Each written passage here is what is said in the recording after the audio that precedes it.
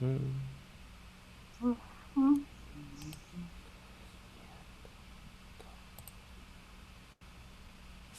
right, everybody, we're here. We're back. Great review, Chris. I love it. So, all those questions we had, we can now ask our guest, Debbie Rochon. How are you doing today, lady? We're so thrilled to have you on the show. Right on. I am doing good. Thanks, guys, for tolerating this week. It's been week from hell, like put it really nicely. It really has been. So thank you. Thank you for doing this. Yeah, listen, we've been wanting to get you on the show for a long time. I really, truly believe that Chris Zisi is your biggest fan. I truly believe That's that. awesome. Yeah. Look at, he bought the coffee. I did. That's buying the Kool-Aid. So Get it. I love Chris. So Chris you made my Sasser. night. He's so supportive. I mean, come on. He watches all these movies. You say to somebody, "Oh, have you seen, Bloody Ballet or Yeah. in the Dark or something?" And it's usually like, "Oh, I haven't gotten around to that yet." It's like, well, check it out because they're really good and people put a lot of work into it. Yes. Chris is on it. He's Yes. on it. I am on it, and Beg That's hits awesome. my blog tomorrow, by the way. And Which one? Beg from 2011. Oh. Yeah, and then I'm gonna watch Color from the Dark. Color from the Dark. Yep. tomorrow. And yep. And so I am in awe here. I don't remember feeling like this since I met many years ago. I met Julie Adams from Creature from the Black Lagoon. This is like the same feeling. That's rad. That's awesome. And the feeling is mutual throughout with all of us. I mean, we love each and every guest that we get. And Debbie, we've been talking about getting you on for a long time, but we waited till we actually got all the kinks worked out on YouTube, so we are live. So hey, I gotta ask you. Yeah, right. Hey, all two of our viewers. No, I'm just kidding. Two guys. Yeah. Whoever it is, doesn't matter. Are you in New York? Are you a New Yorker now? I was for about 30 years or so, and so now I'm a part-time New Yorker. Okay, yeah, I read that. Canada, right? You're Canada, Yes, and yeah, that's okay. right. That's right. Wow. It's a long story to that, but that is more to do with medical stuff and other things. So not that interesting. But the most important thing is that I'm here with you guys right now. Yes. No, that definitely 100%. The only reason I ask is because I work in Manhattan. I work in the city, my real work, and then I live out in Jersey. But I always like talking to New Yorkers. I like asking them about this and that. So I will get into that later on. Definitely, let's talk about it. Yeah, what for exit sure. of Jersey are you? I'm in Manalapan, like all the way up Green, probably about 20 minutes from Asbury. Okay. South Jersey. South Jersey. Okay. I don't know it well, but I understand now. I don't know it either. I'm just here, and I just do what my wife tells me to do. I got to be where I got to be, and that's about it, and no complaints. Is that near, didn't they have an asylum called the Marlborough Asylum down around there, something like that? It is literally the next town over.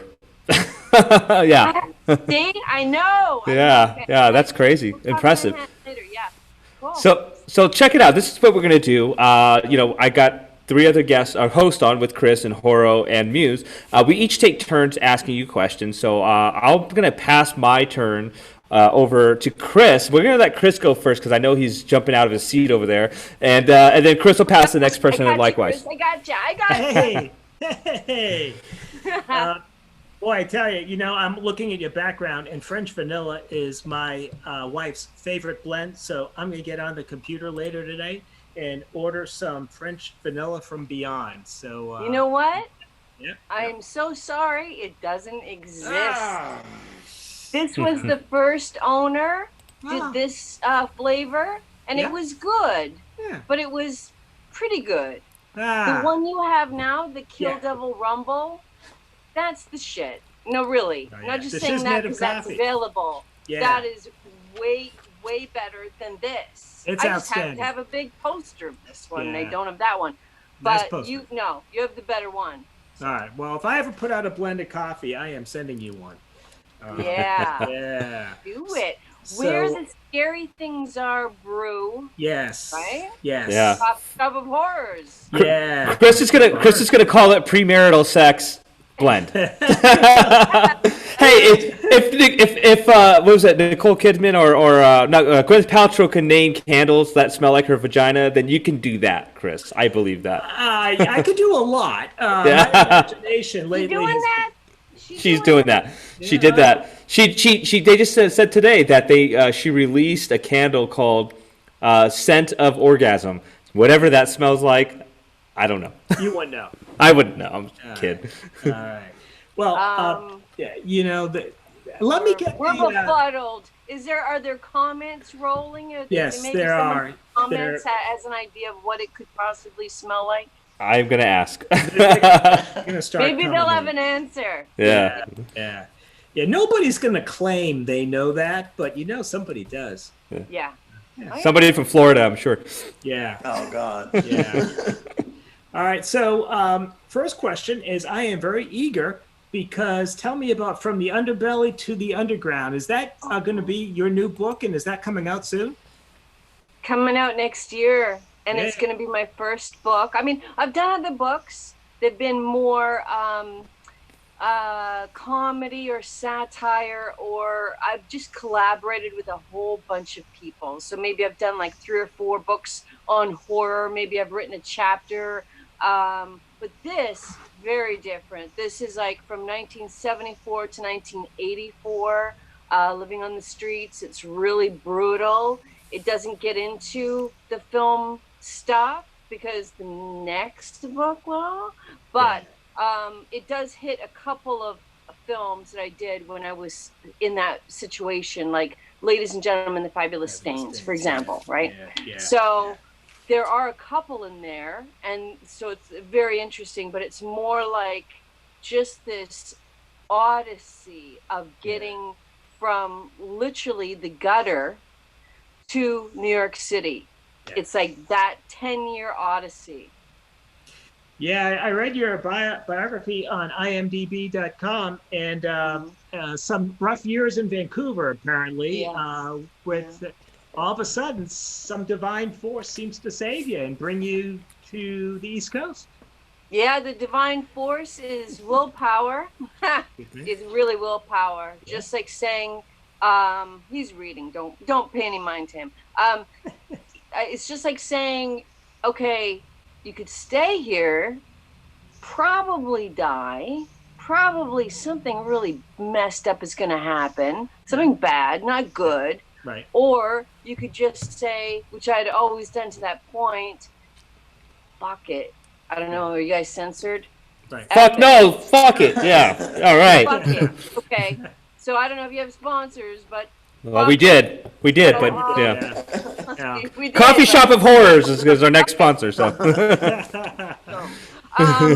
So yeah, I mean, it was just like, it's in a good way when you have nothing to lose. It's like that. Yeah. It's like, there's no mortgage, there's no jobs, there's nothing like that holding you down. You're at an age where, there's no family, there's no nothing. So, I mean, what difference does it make? So why not go and do the thing that you want to do? Well, I'm going to definitely get one of the first copies, and I assure you it'll be on my blog within days after that. Right on. Yeah. I can't wait. I tell you. The last day of this month is the hard deadline. So I am like, that's all I am doing. Good. Wow. Yeah, right now anyway. Yeah. And then once it's over, there's other things going on, but this is like, the finish line. So that's cool. Well, I'm waiting for Axe to Grind, the sequel, because I thought the first one was just wonderful. Yeah. It's good. It's like, it's funny. I was born the same day as Charles Bronson, and I feel like I am destined to be the female Charles Bronson. Wow. That's rad. That's rad. That's awesome. Right? Yeah. In the sense that revenge.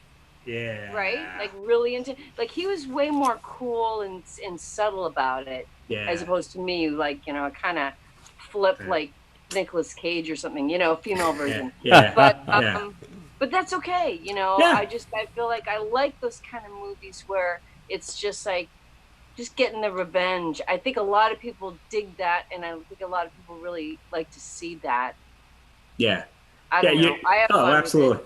Yeah. Yeah. Revenge is a wonderful plot device. There's retribution in it. There's tying up loose ends in it. There's um, it's very satisfying, and a lot of people don't get it in real life, and it looks so good on the silver screens. Exactly. Yeah. Yeah. And the sequel, Yep. Stormy Daniels is going to play my sister. Oh, cool. So I go into kind of a hiding, if you will, after what had happened in part one, Yeah. and not to give too much away, because you could certainly go to IMDb and see all the people that are in it. But basically, my character is now teaching under a different name actresses, and intentionally that may or may not go so well, if you know what I'm saying. If you've seen the first one, I think you know where I'm going with that. Yes, I do. And Stormy Daniels plays my sister, and she is kind of like, if you were to look at whatever happened to Baby Jane, she's the one who's like stuck at home because she has agoraphobia. And she's like, a vegan, and she's like, meditating. And I'm like, meat eater, like just like complete opposites, odd couple all the way. And then, cool. Blood and bodies start going, getting hacked up, and what can you do? So that's like the basic that I could share so far. They're still working on the script. It's going to be shot in like December. Okay, good. Yeah. Well, I was watching Beg the other day, and the cast of characters was Hall of Fame. There's Tony Todd, there's Tiffany Shepis, and what a gut-wrenching performance, literally, by Tiffany Shepis, I tell you. I was, and there was PJ Souls and Christina Cleve, the two Lindas from the Halloween movies, and you as Mary Goodwin. You were sort of the bread in that movie. You were at the beginning, you were at the end, and the movie makes total sense because of Mary Goodwin. I'm not going to give any spoilers away, but a few weeks ago, these guys were talking about Death House, another movie you were in, and I got to figure your Christmas card address book has got to be just about the B-movie horror movie Hall of Fame from the last 40 years. Hey, tell us. Who are some of the really, really great peeps that we absolutely need to get on this show? And then just between you and us, tell us who are the biggest jerks out there that we don't want. Oh, because we're not live? We are live. We are live, but yeah. Roasting. But they love you. They love you. They know you. Yeah. Well, okay. So the first I have to say is, okay, you got to have Max Brooks on. I already talked to you about it, and he's coming on, and he is like the absolute most amazing. It's not like I've worked with him per se, but he used to come on Fangoria Radio all the time, and he is just such an insane joy to have on. So first of all, you guys got to have him on. All right. There are like a lot of people that kind of like come out of the woodwork, and some of the people that you think there's probably going to be like a great connection or a long-term relationship or friendship. Quite often it's just simply, okay, you did some jobs with them, and then, you don't hear from them. Because when you're starting out, you're sort of like very idealistic, and you have like such an experience making a movie. Like it's like a really big experience, like, personal experience.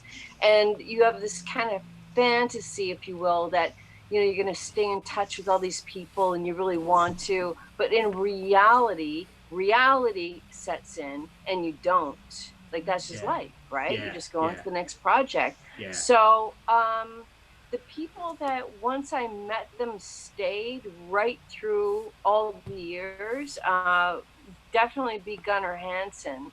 I mean, he's someone that I met in like 92. And I didn't make a movie with him till 97, but we had always talked about it and talk about like really going back like to another day and age. Now we're in a pandemic and everything's social media. It's so weird because this is, 92. Of course there was computers, but we were like writing hand letters to each other. I was mailing them off to Maine and he was mailing them, to New York. And that's how we stayed in touch. I mean, we didn't even talk on the phone because that shit was too expensive. Right, after 11 o'clock on Wednesdays, yeah. Yeah, exactly. Yeah, exactly. We just wrote little letters to each other until we, saw each other more and more and more. But he was really good, and he always said to me, I never forget, constantly. And he actually got me a gig. It was the highest paying gig I ever had, and he got it for me because he's always like, "You're too nice, Debbie. Like, you're not, whether it's at conventions, this is going to come off the wrong way to the fans that go to conventions, but it's not meant in a mean way." He didn't make any money on Chainsaw. So he was always like sort of chasing the rabbit afterwards, trying to make ends meet. So he always said, charge more, because not because you're trying to do something bad to somebody, but it's all about self-worth. Right. And like me coming from the streets, it was a really hard thing for me to like grasp. Like, I was so grateful. I just wanted to be nice. I just really wanted to be nice. I want to help people out. And still to this day, when I work on films or something, some are like great films and some are like, really tiny films that I do for people because I really sincerely want to help them out.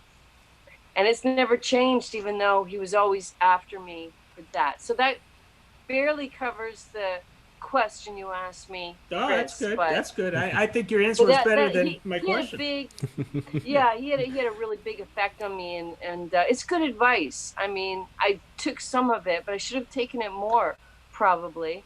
Yeah. I don't know, but who knows? Wow. Yeah, we're all our own person. But he was just like, right from the beginning, Debbie, value yourself. Charge more. Right. And I was just like, I just appreciate people coming up. And he's like, yeah. Let's do it. Well, you know, when I went to Monsterpalooza, and I'll turn it over to Muse or Haro next, but I went to Monsterpalooza, and the fee did not bother me. I just put the names and ranked them, and I don't care what they charged. I picked number one, and that was Julie Adams, and I went to see her. And whether it was 15, 25, it didn't matter. And so I think a lot of people, if you're going to fly to LA or fly to Texas Frightmare, the plane ticket dwarfs any of that. So I think his advice was very sage. At that point where they're in the door, I don't think it matters. Right. But anyway, hesitantly, I'm going to give... But thank you so much, and I do hope we get to talk again, and I'm going to hand you over to somebody. Let's do Haro next. Oh, I get to go. All right. Well, dark, mysterious. Oh, it's a mysterious figure. Okay, good. With the crazy hair. There we go. Oh, man. Well, first of all, it's a pleasure to speak with you, Debbie. And I love the Gunner story. I got to meet him, and he is such a great person. And the horror world definitely misses him. But I guess my first question kind of goes to, when we have guests on, sometimes I look at all the films they do, and I kind of look and I'm like amazed. There's so many films that I don't know of, and so many that you've done. And then, that kind of comes with how you became a Scream Queen. So I was kind of wondering your thoughts on when you first became a Scream Queen versus now, and still being considered one, obviously. Has your thoughts changed on that from when you first started out to now, and what that means to you? Well, it's an interesting question because it had a different meaning in the zeitgeist, right, over the years. Like when they first coined it, I believe it was in the 80s, for Brink, Michelle and Linnea, and probably a couple others, but those are the main three. But there was, certainly other actresses working in horror during the 80s, certainly. But by the 90s, it started to become a very derogatory term, but people were still using it. Like they put out a magazine, Scream Queens Illustrated, Femme Fatale, nicer name, but same thing. I mean, so even though they were like celebrating and people were making money off of the imagery, at the same time, it was derogatory. So it was sort of like, okay, well, again, we haven't all got computers in the homes yet. So if you want to get some press for your movie, you're going to get out there and get in those magazines if you can, if you want to. And so, it was kind of like, okay, well, yeah, I'm doing horror, but I guess all the plays and all the comedies and drama film and all that kind of stuff, that doesn't really count because there's a built-in audience for horror. So you kind of roll with it. Then by the 2000s, it wasn't too much of a thing until like VH1 did this. It was like a reality show contest. It wasn't the series Scream Queens that Jamie Lee Curtis is on.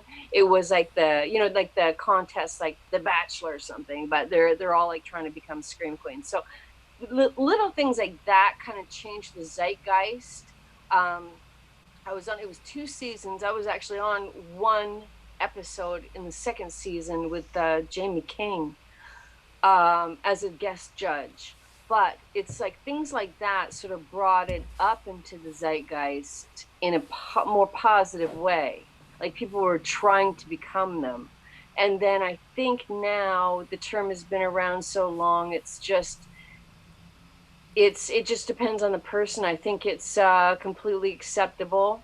I mean, there's men out there. There's a lot of gay men that like the Scream King moniker, and there's like all kinds of versions of it now. So I mean, it's I think it's become something that's a lot more acceptable. The funny thing is, I will be on like a lot of lists that Scream Queen XYZ or whatever year, and usually in October. But at the end of the day, when I describe myself, like for example on my website, you won't find that term anywhere, just actor. So that kind of reflects how I think about myself, but I realize people are super comfortable with labels. So that's just going to be the label. That's a very interesting response, and definitely a sign of the times, and times have changed. Earlier we were speaking, and I was talking about Texas Chainsaw Massacre 1, and we were kind of comparing that to the remake, and we kind of comparing Sally's role versus Aaron's role, and how the female version in this movie is different, and it's even more different now. Even years later, and like you said, they just did Scream Queen, My Nightmare on Elm Street, which covered a documentary on Mark Penn. So that's a whole other thing, like you mentioned. So it is definitely a sign of changing. So I guess a follow-up question to that, and kind of going down the same avenue, is where do you see women in horror now compared to back then, and kind of going forward now with all the changes and so forth? Well, I mean, I think there's a lot more opportunity for women now. That probably goes without saying. Who wouldn't have that answer? But there really is, and I say that because when I started, there was a lot of factors to that. It wasn't just because of social media and the internet. It was also because when I started, everything was shot on film, so there was less projects happening. So if you wanted to get in a project, you wanted to get in a film, then there was a smaller amount of them because it was more expensive, like I said, and also there was more competition for less roles. So now, are you going to take like a really cool, fun character? But she has some nudity in there, but also more importantly, and when you read it, by the way, that's like 2 lines in like a whole script. So you're like, not even paying attention to that. And then, it turns out to be, oh, that's the most memorable moment in the whole movie, apparently. But that was like kind of how I started, like you do extra work, build up to 1 line, 2 line, then you build up to supporting, and then you build up to like finally getting, lead or co-starring roles, and then you're off. And now you could just start, and you could even make your own movie and kind of write it to your strengths, right? And you could just jump right out of the gate and be the star of your own movie if you wanted to. So I mean, it's like you don't have to wait any longer for someone to choose you. Does that make sense? You No, can actually create your own art, even your own image if you want, like what type of roles that you want to do. Depends what kind of actress you want to be, right? And what level, where will you be happy? Will you be happy doing things that you thoroughly enjoy, or do you just want to get into the machine that is Hollywood or something and make a lot of money? And like, it depends what your goals are. They're all so different. Did I even answer the question at all? No, that's great. I love it. I think you're really like just leaving it all out there. It's good stuff. No, absolutely. A great answer. Okay. And it is great covering women in horror. I mean, just as a matter of fact, right now I'm covering the Ethereum Film Festival films that are being shown on Shudder. I just reviewed that and have been promoting that over the last week. And it's an amazing bunch. They're all done by women directors. So that's a huge opportunity. And they're on a huge platform like Shudder. So that's wonderful for them. Amazing. You can't get much bigger right now than Shudder. So that is fantastic. No, that's really big. And congratulations to Stacy Pippen. Is she still one of the ladies that puts it together, or? I saw a couple of names. I'm not sure. I was focusing more on the actual films that were shown, not the festival, because they unfortunately couldn't show the festival. Because of the virus and so forth. I saw a couple of names. I don't remember if her name was up there. But what they do is fabulous in supporting women in horror. Yes, it is. And they were starting all that stuff when it was really new and it was really rough, you know. There was, of course, a lot of women wanting to get behind it and everything, but, you know, it was like everybody would say, oh, it's a great idea, but there wasn't anybody to really, you know, help put it out. But now it's just like, it's just very factual, and you'll find that there are just as many, if not more, female horror fans today, which ironically goes back to your other question a little bit about being a scream queen, because with all of the female fans, they don't want to see in their horror what we used to have to do if we wanted to work in horror in the 80s and 90s, how, you know, the types of roles that we were doing if we wanted to be lucky enough to practice our craft in front of a film camera. Those were the roles, those were things that were being done, especially in horror, right? So today, a lot of those things are very switched around. You know, like the women could be the antagonist, the women could be the killer, the women could be, it doesn't matter, like anybody can now, more than before. So it's changed as well. So you got to keep in mind, you also have like a kind of sort of, everybody will say, oh, you know, it's a woman's body, and you know, the PC thing would be, you know, she could do whatever she wants with it. But the reality is, people are very deep down judgmental. And so if you take things out of context, like, when did that person do that? And no, they didn't have to do it, by the way. No, they didn't. That's craziness. But if you take a look at what was going on in the times, what was happening, and you might understand more. I hope that answered the question. I'm going to say that a lot. I hope that answered the question. No, it is fascinating, everything you said, and I love your answers. And I mean, even, you know, just thinking about where women were and where they are now is such a great thing. You know, revisiting the roles and being even behind the camera and being in front of the camera in the different ways. It's fabulous, and it's fabulous to see the development. And I definitely recommend everybody check out that, coming on Shudder tomorrow. And you can definitely see the impact of women. They have both behind the camera, and a lot of them have women actresses in the movie doing all kinds of things. And it's not them, you know, having to take their clothes off or anything. They're playing serious roles and all kinds of crazy stuff. Yep. But with that, I will pass it on to our woman in horror, and that's Muse. Yeah. All right. Okay. Well, I first want to say it's an honor to be chatting with you, Debbie. When you compared yourself to Charles Bronson, I was like, oh my God, I love her. Right. Huge Charles Bronson fan, huge. So when you're like, I'm the female Charles Bronson, I was like, oh yes, I love it for sure. Well, born the same day, Charles Bronson, that is Tom badass. Savini, Dolph Lundgren. Oh wow. And but like all of these like really butch guys. So I'm like, well, I kind of feel like what I bring to the table, like we all do, right, is where we come from. And so like a lot of where I come from is sort of like fight or flight stuff, right? So I'm like, okay, I like the high crisis stuff, they're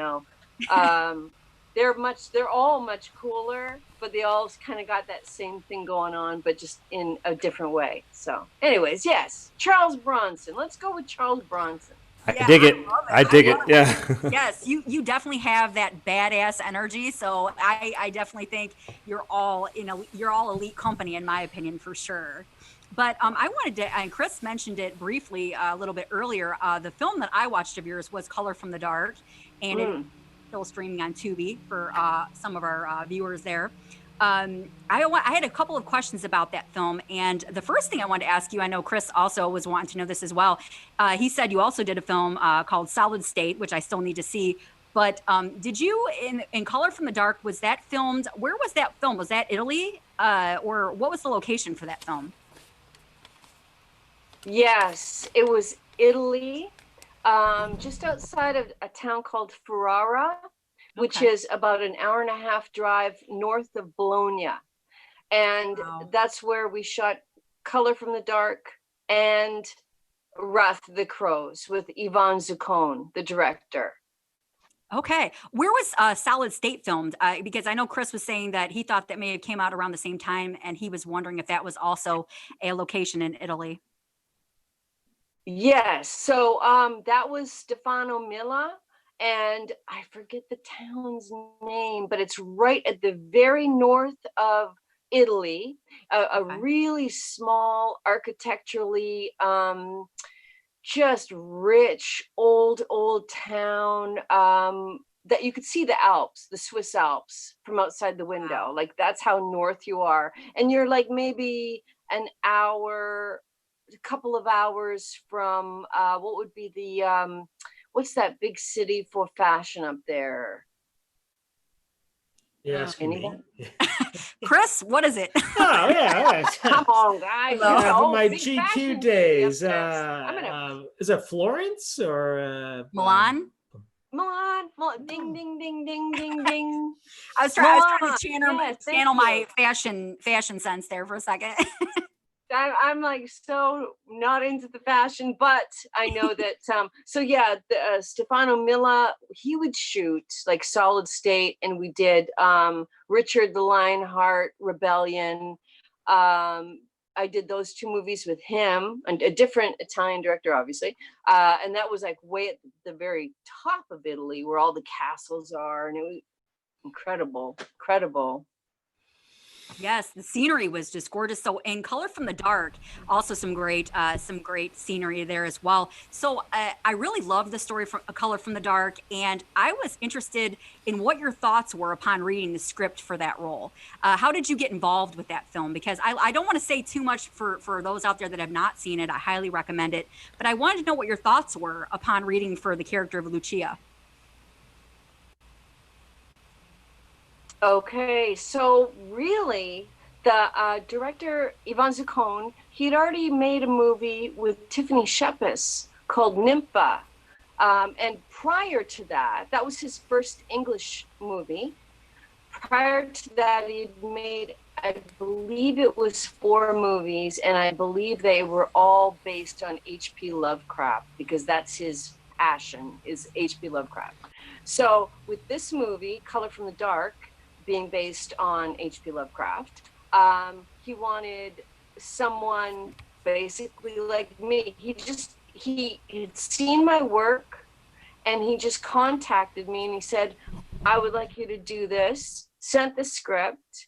I read the script, and I was like, this is crazy. Like this is crazy, because I always have wanted to do Possessed, but not in a movie that's a comedy, because I've done like a lot of comedies, and I really was like, oh, see, now this is really starting to get into something that I can just, you know, sink my teeth into and love, which is very serious, dramatic horror played like insanely straight, because that's really what I trained for when I first got to New York. And I love comedy still. I still love comedy, but that was, you know, I read the script and I was just like, felt the same way about it that I felt about doing American Nightmare, for example. It's just like, you know, you just like reaching deep and just like flinging it against the wall. You're just like, you know, and it's if there's any comedy, it's very dark. You know, don't even have to worry about it. It's just pitch black comedy if there's any at all. So, oh, I loved it. I loved it right from getting the script to I loved shooting it, and I was very proud when I saw it. Definitely. I mean, your character was phenomenal. Like I said, I don't want to reveal too much about how everything kind of comes into play, but you it seemed like a very physically challenging role as well. I mean, it was like you said, very dramatic, very serious. So I was wondering, what was your most physically challenging scene to film during Color from the Dark? Thank you for noticing. But it looked yeah, physical. it was. There was, like, for example, like when one of the characters takes me, I believe it was my husband, if I'm not mistaken, in the movie, takes me, I'm completely possessed, and he's throwing me in the barn to lock me in there. And we did it a couple times, and it's not a big deal, but when you break toes, they're just something that heal, but they can really smart at the time. So like, Whoa, I definitely broke 2 or 3 during that particular scene. And what was probably difficult but not painful was like the full body makeup for when the end of the movie, when I'm like, you know, well, a little bit of a spoiler, but not much really, if you know the story, when I'm turning to dust, basically. Yeah. And they had to paint my body like head to toe just for, it was no less than 10 hours of makeup. And they were just like, every single solitary line was painted, you know, like artists, those amazing Italian painters, whole body, 10, 11 hours. Wow. So that was pretty cool.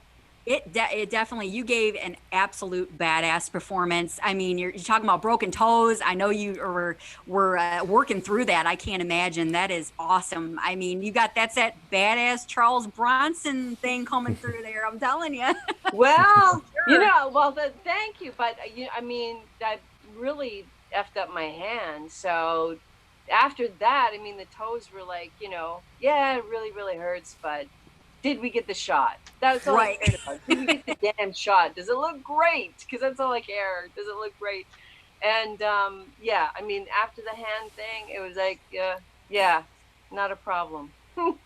Not a problem in comparison. Yeah, no doubt. So you gave a great performance. So I was going to ask you, what are some of your favorite performances by an actor or actress in a horror film? Like, what are some of your favorites? Because you gave such a great one. So it seems like a good follow-up question.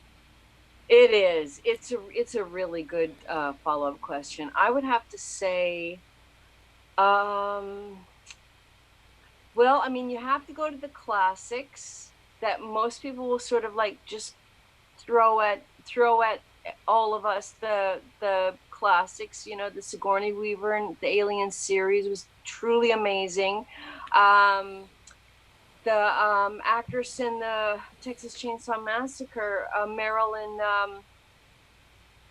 Burns. Thank you. Sorry about that, Marilyn. Marilyn Burns was just off the charts, phenomenal. I think Psycho. I think Jamie Lee Curtis's mother, Janet Leigh, was really amazing in that. So I mean, I think, and you know, the funny thing is, there is a lot of great female performances out there. Yes. My thing is, I often go back, especially if I'm working on something, I tend to, without intentionally, I tend to look at the guys because I've liked the roles better, not because I think the guys are better. Like, I'll look at all the roles in the thing, and I'll be like, oh my God, who would not want to play one of those characters? Like any one of them. Yeah. I mean, oh my God. Like, so and a lot of my favorite movies are like cult movies, like The Warriors and Yeah. yeah. I mean, like I love Taxi Driver, a lot of like New York centric movies actually, but definitely cult movies. So, and then I love Session 9. It's like really acting dependent movie, right? Like there's not a ton of special effects or anything else. There's acting. So that's what I really like. And while I do respect a whole lot of actresses, I'm still, my favorite roles have still been by men. Not because they're men, but just because that's what they happen to be. The Road Warrior. Yeah. Yeah, definitely. Like it's cool. Yeah. It's cool. Some great characters, and I love your answers.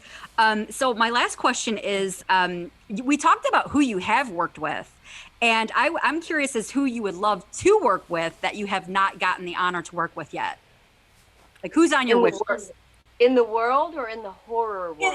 Well, I guess, yeah, in the Anywhere, horror. anything you want, anything you want. Yeah, everything. Yeah. Other than us, on the show here, but yeah. Okay, just you guys. Yeah. Like really, this is it right now. But besides this, which is like everything right now, boy, I would people who are like really hardcore into acting. Like I would love, because I would learn so much. Like I would just be like, oh my God, like this is craziness. I just like, I would eat it up, like, an Ethan Hawke, Vincent D'Onofrio, like these folks that I sort of like, I've been watching how they are on different social media platforms and stuff like that. And I'll just see that they're really good people, and all they give two shits about is like the craft. It's not about the fame. And so I'm really like drawn into that because it takes me back, number one. And I just happened to see, and I don't watch gossip stuff, but I just happened to see Diane Keaton talking about her like lifelong love of, Al Pacino. And she said, and somebody asked her, why didn't it work out then? And she said, well, I just thought it was like a lot of fun to make movies. But he was like an actor. Like even when he wasn't doing movies, he was reading things like Shakespeare. So, I mean, I actually love that. Like that to me is like, oh, wow. Like that's anybody who could actually come as close to living as an artist, that fascinates the hell out of me. Like I love it. I know we all have to pay bills and eat.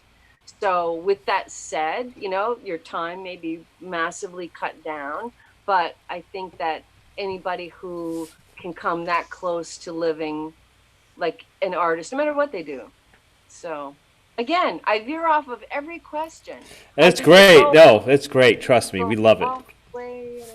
You be you, you be you. Whether you like it or not. That's right, yeah. The Charles Bronson way.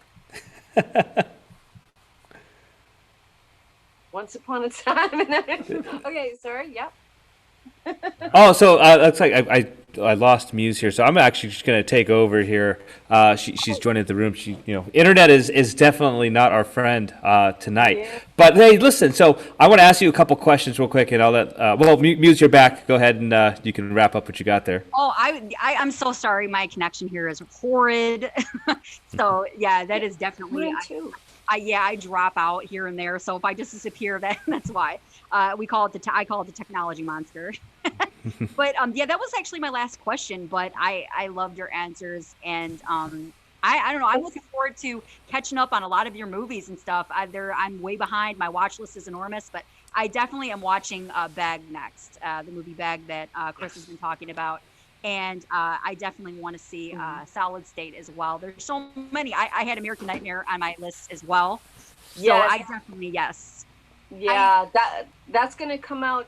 Terra Firma just had like a 20-year anniversary double disc come out. And the next thing that's going to come out, 20-year anniversary Blu-ray, is American Nightmare. So it's either a great time to watch it or a great time to wait till the Blu-ray comes out. Although we don't know when that's going to be yet, but probably 6 to 8 months. Hard to say.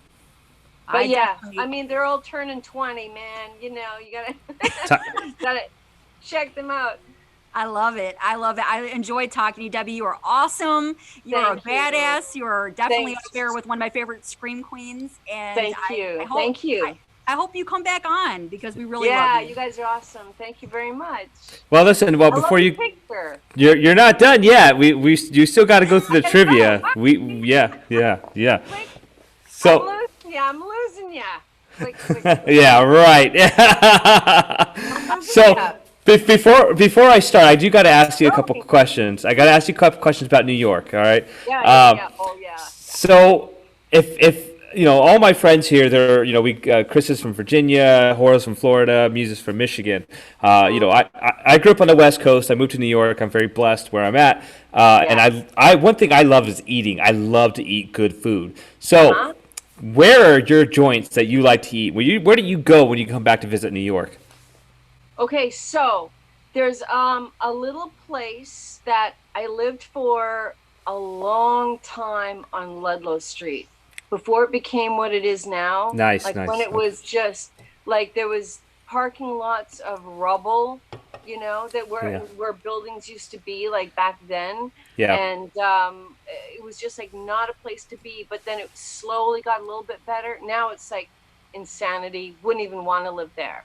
But it was just around the corner from Katz's Deli, just off of Houston Street.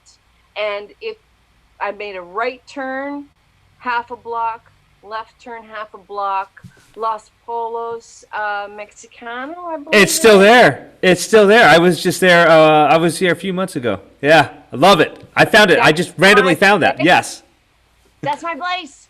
I mean, like, the best taco salads, at least when I was there, and they were cheap. So it was like you did not feel bad about going out and eating because you got it very inexpensively. And it was like a great meal. And a lot of times you walk in, it's so cool. They'll be playing like a great song like Johnny Thunders or something really, really cool. Like the whole thing late at night, it gets a little crazy. It's so sketchy. Yeah, a little sketchy. Yeah, drinking and stuff. But, you know, because I don't drink. So I just go lunch, dinner, have my taco salad, enjoy the atmosphere, and out. It's a cool area, you know, and it is on. You find some gems there. That's for sure. I was, and I could tell you're a New Yorker because you didn't say Houston. You said Houston. Yes. And that's a true test. So you guys, when you guys visit and you guys go to the Lower East Side, you know, make sure you say Houston because they're gonna know you guys are rookies. All right. So. Oh man. Don't do it. Oh, go ahead. All right. No, everybody threw a plethora of questions at you, and I had some of them that they asked already, but I did have one question that wasn't asked. If you were to meet a fan and they were like, Debbie Rochon, I don't know who this is. And you told them, you know what, check this movie out. This is who I am. What movie would that be? Boy. Of your movies, obviously. You're not going to tell them to watch Death Wish because they might be a little confused. You want to know me? Yeah. You watch fucking Death Wish 1 through 4. No. Oh boy. Because you know what era? I'm not even talking about years. Like it's like you could have. Depends. Do I want them to watch the broad absurdist comedy of Trauma?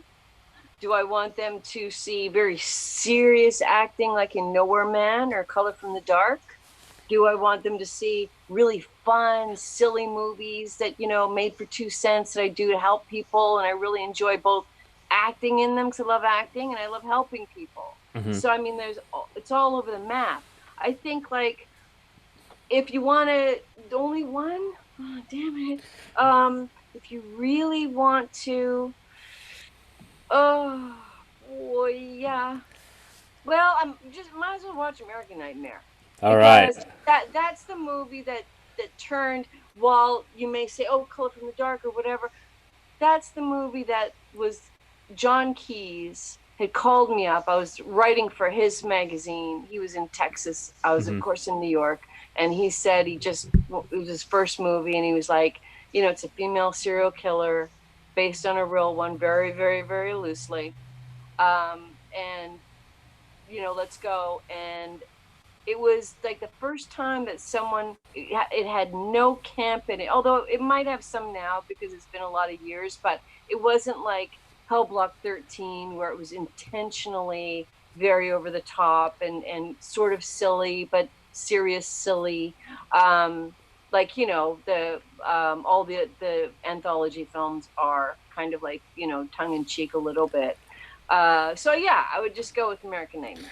Well, check it out. So obviously you've been a part of so many great films, some scarier than others, but we are where the scary things are. And when we bring our guest on, we'd like to put them through where the scary things are. Trivia challenge. So we call this the Deathly 13. It's 13 questions. Really, sometimes they're hard, sometimes they're easy. But we don't want to see you, make an ass out of yourself. Well, a little bit. Yeah, maybe sometimes a little bit. I've made an ass out of myself many times. So I cannot believe that this would be the first time or the worst time. There we go. Or no matter what happens. So what we're going to do is, this is the way it works. Muse is going to ask you 13 questions. Chris and Horo and I, we have no idea what these questions are, okay? So she's going to ask them. You get 13 right. You live on to the sequel. Great. You get some lifelines, though. You can ask each of us for help if you don't know. If you get stumped, like, hey, Ken, help me out. Horo, help me out. Chris, help me out. Whatever you want to do. Or you can ask Muse for multiple choice, okay? And or you can postpone a question to the end. Maybe you have it on the tip of your tongue and you want to think about it for a second. Yeah, that happens to me a lot. Had brain radiation. I could always blame it on that. There you go. We'll take it. Just say, blame it on something. So here we go. All right, go for it, Muse. I can say, yo, guys, need help. Name one of you guys. Give me some choices or move it to the back. You got it. Okay, got it. All right. Okay. Go ahead, Muse. All right. Question 1, diving right in. All right. In the movie Seven from 1995, what actor played the character of Detective Mills? Oh, Morgan Freeman. Think the other one. Brad Pitt. Yes. I would have probably said, you know what? I've only seen Seven a few times. Yeah, I probably would have said Morgan Freeman too. Yeah. Oh, what a great movie! Oh my God. Yeah. And we mentioned Gwyneth Paltrow earlier, so I thought perfect. Oh, we got to go back to Gwyneth Paltrow. Somebody answered the question about the candle. They said it smells fake. So there you go. Oh, it's funny though. That was a good one. Yeah. It smells like too long and fake. Yeah. Yeah, shout out to he has a cool name. Thy Demons Be Scribblin' says. Wow. Yeah, that candle smells fake. All right, Muse, go for the next one. It's got to be a writer. Yes, that's what I was thinking too. All right, question 2. This is actually a true or false.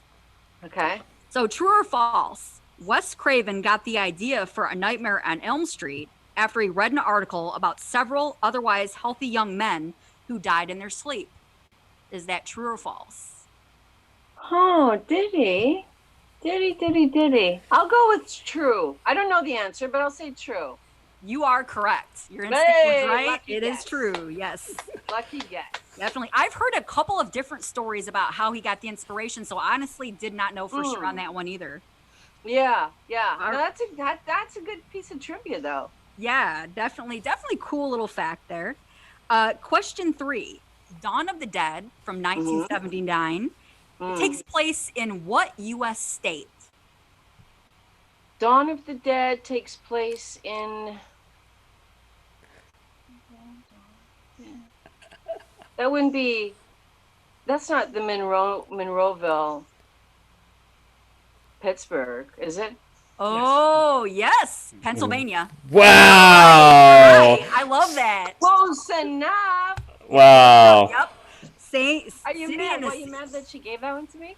No, No. You got It's it. in Pennsylvania. I was asking Yeah. out of state. You're right. Chris is jumping out of his seat. Yeah, This is that's like, great. pick me. Good job, Debbie. All right. Thank you. We're only on 4 though. Here we Yeah, let's keep it coming. go. You're Five. jamming. I love it.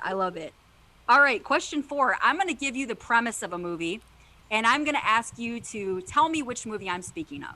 Okay. Okay. This is a Sam Raimi film. I'm going to give you a little clue right there. Mm-hmm.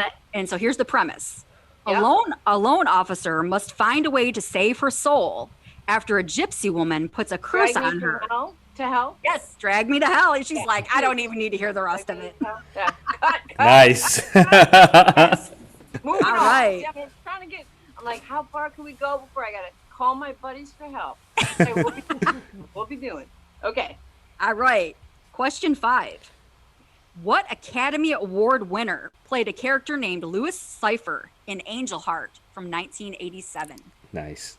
Oh, Robert De Niro. Yes, and he was epic. Yeah, good. Oh, deserved it. Yes. Oh, he's good. He's good in that. Oh, I love everything. Wild Taxi Driver is my favorite movie of all time. So, big fan. Yes. And he's a New Yorker, so we got that. Yes, I love De Niro, so I had to throw that one in there. Okay, we spoke of Sigourney Weaver earlier in the Alien movies, and I love her character. She's one of my favorite female actresses, as well as it's one of my favorite franchises. So, question 6, I want you to tell me, what is the name of the spaceship in Alien from 1979? I'm not gonna know that, so I need some help, Chris. Chris is like flagging you down. What, the Nostromo? The Nostromo. That is correct. Nice. All right. Nice. For the record, Horo was going to say the Enterprise. I know it. It was the Millennium Falcon. So you called the right guy. Come on. And I can't even see him in the squares in like the Brady Bunch squares. So I got lighting issues. You're good, Chris. Yeah. All right. All right, question 7. Well, you might. Chris is going to be dying about this next question because he definitely would have been waving his hand on this one too. So I could give you multiple choice on this one because it was kind of set up that way in the beginning. So that's just how I'm going to do it. It's actually a question about Creature from the Black Lagoon. And I was going to ask you, in Creature from the Black Lagoon from 1954, this film is set in which of the following locales? The Amazon rainforest, the Congo, or the Everglades? Oh, yeah, that's a good question. Chris is like over there going, what? Oh, well, repeat them. Okay, was it the Amazon rainforest, the Congo, or the Everglades? I want to say Amazon rainforest, but there's something that's telling me Everglades. But I guess I'm going to go with Amazon rainforest. Well, that is good because you are right. It is Yeah! Amazon rainforest. I was like, Chris is going to be like waving down. Oh, yes. Oh, yes. I love You it. never know in the Everglades in Florida, anything is possible. There's plenty of creatures there. Don't worry. Yeah. Wouldn't surprise me if you came up. All right. Question 8. So we talked about Sigourney Weaver, so I decided to throw in another Sigourney Weaver question. And this time we're talking about Ghostbusters from 1984. Okay. And Sigourney Weaver plays the character of Dana Barrett, and she's a professional musician. So I'm going to ask you, what instrument does Dana Barrett play in Ghostbusters? Yeah. What instrument was it? Oh. Pretty sure it wasn't the keyboard guitar. I'm pretty positive on that. Yeah. Pianist? Is that your final answer? Did you want to use a lifeline or? I'm going to use a lifeline. Okay. 10. Oh, shit. She played the violin. Or cello. All right. Yeah. 10. Yes. Cello. I was over here like trying to send you psychic. You did it. I felt it. Thanks, Muse. I love you, sister. Cello is right. It was the cello. Ken. You got it. Thank you, Ken. All right. Question 9. In the movie Misery from 1990, what actor played the writer of Paul Sheldon? Oh, the guy who also plays mafia guys. Oh, come on. Oh, geez, come on. What the hell's his name? Chris, you can't go again. You can't go again, Chris. Kathy Bates. Come on. And the guy who was in. James Cannon? Close. Close enough. Ken. Yeah. All right. There you go. Yes. You got it. Sorry, All right. Cannon. I got far too excited. James Caan. James Caan. Even better? That is correct. You are 100% right. It is James Caan. Yep. Yeah. And he has been in a lot of mob movies. You know what I mean? So, yep. I love a good mob movie. So yes. Okay. Sounds good. Okay. We're clawing our way through. We're almost done. You almost got it. We're almost done. All right. We're on question 10 and you're killing it, Debbie. Yeah. I love it. All right. I love it. Killing it. As only a Scream Queen can. Yes, for sure. All right. Question 10. So this is another true or false. And we talked about Texas Chainsaw Massacre a little bit earlier. So I'm going to ask you true or false. In the Texas Chainsaw Massacre from 1974, one of the human skeletons used in the movie was actually real. Yes, true. That is true. It was. That is creepy because I knew in Poltergeist they used real skeletons. I did not know that in Texas Chainsaw. I didn't know that. That's creepy as hell. I didn't know that. That's creepy. I don't think they'll let you do that now. I don't think so. Probably not. Probably not. Horror knows a guy though. Horror knows a guy if you're interested. Yeah, probably do. Down here in Florida, don't worry, we can work that out for you. See, I should have called. Well, if I didn't guess myself, I should have called on him about the Gill Man because he's down there in Florida. He would have been like, no, not the Everglades, no. Yeah. Okay, anyway, sorry. All right. No, absolutely. I love it. Question 11. So a little bit newer movie this time, Hatchet from 2006. Okay. What famous horror actor played Gator Hunter Samson Dunstan at the very start of the film? Well, I know Kane Hodder's in the movie. You still have multiple choice left too. And you can ask Horror, of course, too. Yes, yep. No. The Gator Hunter, come on. Horror, go. I'm the only gator hunter that I know of. Think one of your favorite horror movies. Oh, Lord. Who's your favorite? Who's my favorite what? Your favorite horror movie slasher. Think finger knives. Yeah, come on, Horror. Robert Englund? Yes, Robert Englund. Wow. I'm like, I actually totally forgot that. I'm thinking Kane Hodder, too. I was, too. I was like, wait a second here. Nope, in the very beginning of the film, you have Robert Englund as a gator hunter.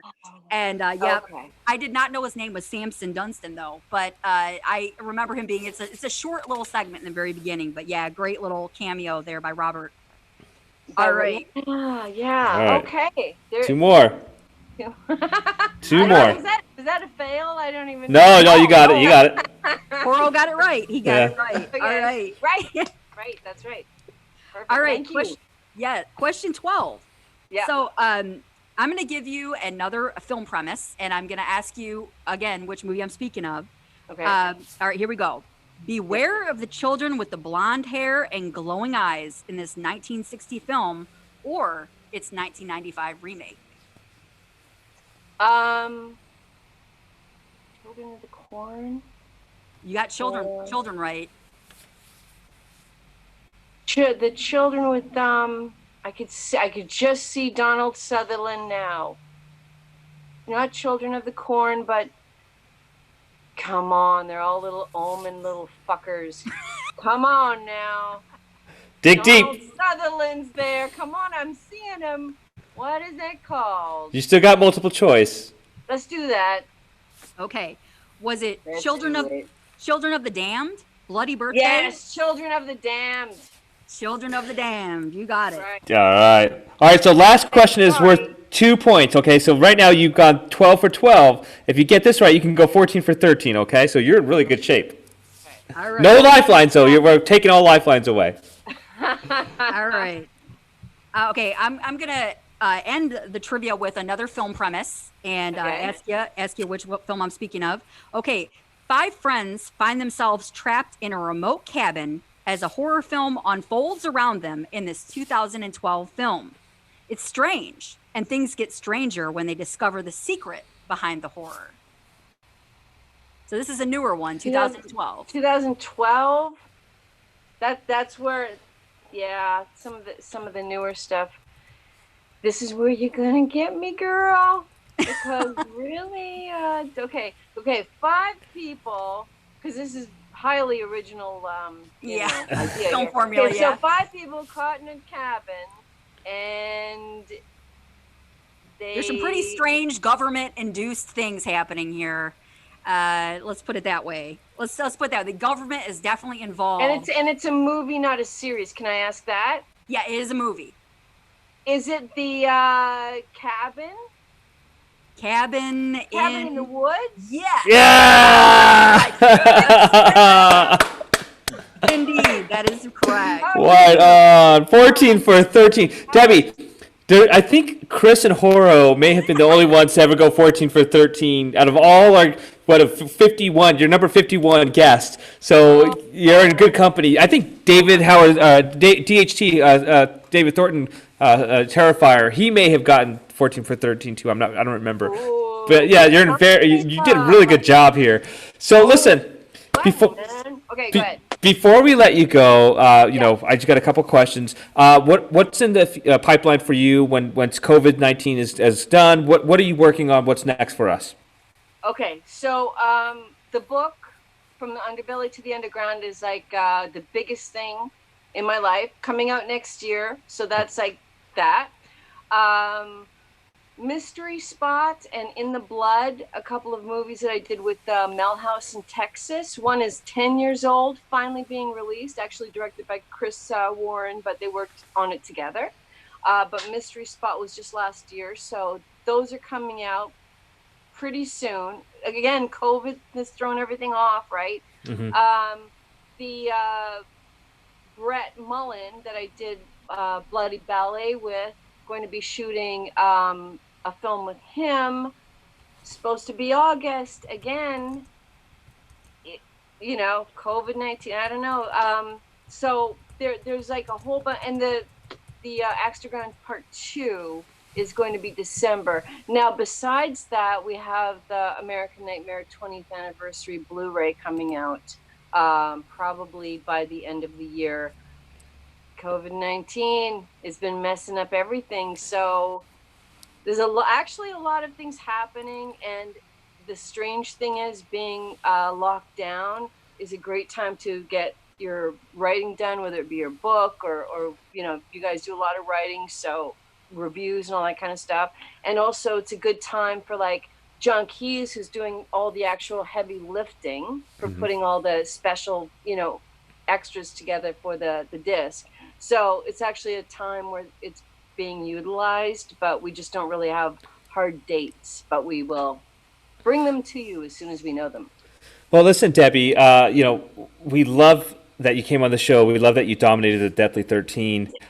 You're a great follow on Twitter. You're always promoting other people's stuff, and you're helping people. You tweet really great stuff. Where can we find you on Twitter? Tell our listeners. Okay, it's just at Debbie Rochon. And if you want to know any social media, they're all like linked on my website, debbierochon.com. So if you like one over the other as far as the social media, they're all like linked right there. So yeah. Debbie. Go to debbierochon.com and you find it all, and you will see by tomorrow morning I'm going to have on there Killed It on where the scary things are. Killed the 13 questions, but we haven't done 14 yet. Right? Love it. Yeah. Next episode, man, we're gonna get you. Debbie, listen, you are as advertised. No, you're done. That's it, man. You lived it to the next show. That's what you win. You get to come on again and hang out with us. But listen, you are a true pleasure. Like I said, we were waiting a long time to get you on. Thank you so much, and you have yourself a great night. Okay. Thank you. Thank all of you guys. You. Thank you, Debbie. Thanks.